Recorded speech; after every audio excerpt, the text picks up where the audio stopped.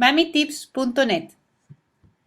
Ya cuando somos conscientes de que, digamos, el niño presenta un cuadro de déficit de atención con hiperactividad, es súper importante la casa, ¿no? Porque la casa es la que tiene que tomar en consideración de que, así como es torpe para no medir algunos de sus actos, tiene que tener en consideración de que siempre va a tener que tener al niño anticipado. Es decir, le tiene que decir, fíjate, te voy a dar este vaso, pero lo vas a colocar en medio de la mesa, porque es muy probable que el niño, por ejemplo, lo coloque en el filo de la mesa y también con sus movimientos pueda llegar a que caiga el vaso, se rompa, y a la vez para el niño sea también muy frustrante, porque esto no va a aparecer una sola vez, sino se va a mantener de manera reiterada. Entonces se genera una situación de tensión de parte no solamente de la mamá, del papá, sino también de los demás figuras que están en el entorno, como los hermanos, ¿no? Entonces hay que tener mucho cuidado también que el niño no sea siempre como etiquetado dentro de la casa. Entonces para ello es bien importante que la mamá siempre esté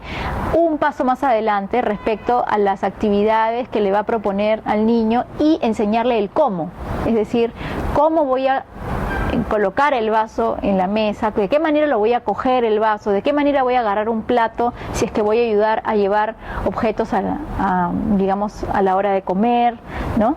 Esto lo ayuda mucho al niño a aprender a planificar sus acciones y le da mucha seguridad también, porque va a sentir que finalmente la tarea que ha realizado ha tenido un logro, ¿no? Entonces, todo lo que es planificación, organización, actividades bastante organizadas en un primer momento, que la madre pueda contar con un horario, con actividades organizadas, de tal manera que no sienta que hay momentos en donde el niño no tiene nada que hacer y entonces empieza a generar más desorden en la casa, y esto genera mucha tensión también entre mamá e hijo, ¿no?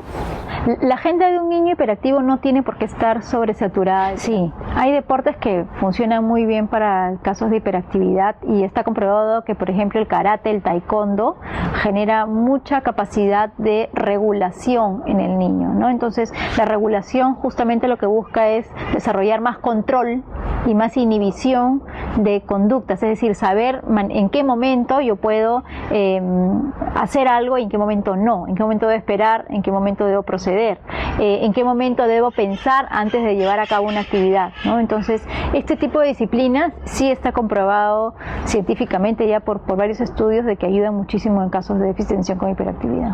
Hasta, por ejemplo, cuando está jugando con los amiguitos, invitar amigos a la casa y de repente están haciendo un juego de mesa, al principio sí tenemos que estar como mediando. Por ejemplo, tú toca tu turno, no un ratito, hay que esperar, viene el amiguito. Entonces no hay que sacarlo, no hay necesidad de sobresaturarlo con terapias. Lo que hay que ser es muy insistentes y constantes en marcar bien la pauta de mucho control inhibitorio, de mucha planificación, de manejo de turnos, ¿no? De la espera, de la tolerancia a situaciones donde él pueda sentirse frustrado, y básicamente es porque las cosas no salieron como él estaba esperando. Entonces, lo que hay que ayudar mucho al niño es a lidiar entre la expectativa que tiene versus su capacidad de producción.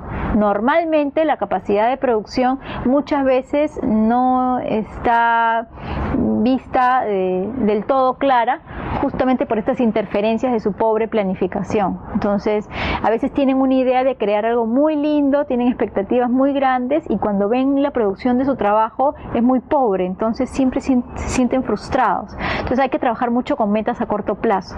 Eso es bien importante para los papás, o sea, empezar a trabajar mucho metas a corto plazo para que él sienta que va alcanzando metas de a poquito, ¿no? Y de esa manera logremos motivarlo para, digamos, exigencias que pueden ser de mayor tolerancia, de mayor ritmos pausados, de mayor detenimiento. Nutrición, salud, psicología y mujer.